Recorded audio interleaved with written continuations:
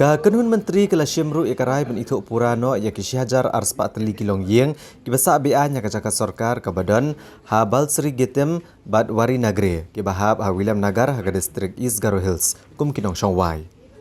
Menteri rangba ulong bagadau ku bela penlong ya ke Sorkar ban shim gani garai kadai namar banadu kasnam ar hajar lai.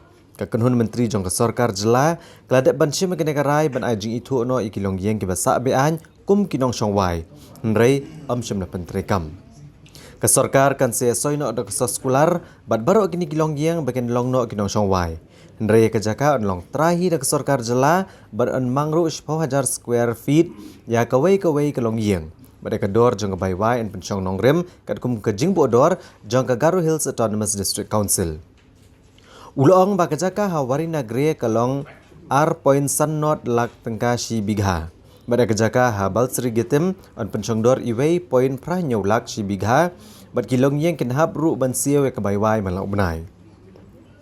Ulong ba ha balsri gitim kidan praspa prapun riu teli Longiing ki basyong basa bat kemilenti beni alum khajna sisien pra kelur bat man la kesnam on yo alum kumbaar poin riu nyo klur tengka. Kat baha wari nagre kidan saus pa pratili Longiing ki basyong basa bar ke Sorkar kan ya alum khajna ka basisien sau poin san klur tengka bat shiklur tengka man lau snem. Menteri rangba ulong bak Sorkar kan shim ya kajuk kesenjam hak baydai bak jaka ke badan hak kanong ba tura. Bat menta ka jinglek sor jamin kadang ya cekmat. Namar bon ki jaka ki balasa bean ki patba kanang ban yo banai jing itu ono ikini ki Longiing kum kinong Shongwai. Kat baya ke jaka long try bet ke Sorkar. Habakli lek Sorkar kan shim gane kajuk kesenjam hak baydai bak them metor. Menteri rangba ulong bah hak baydai bak them metor kidan dagi wei pat gidau nrei ka high level committee kala trekam bah halor kani kamat.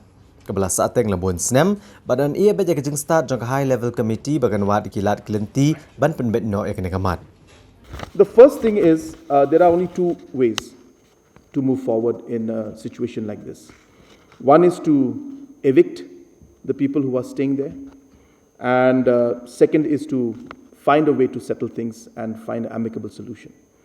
And we strongly felt that, number one, there have been instances in the past when such things have taken place.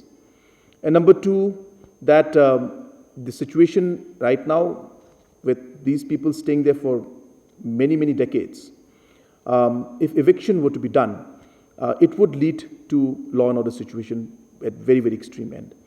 Hence, and court cases are happening. Always the things go to court. We keep fighting. There's always uncertainty. There's always a sense of tension.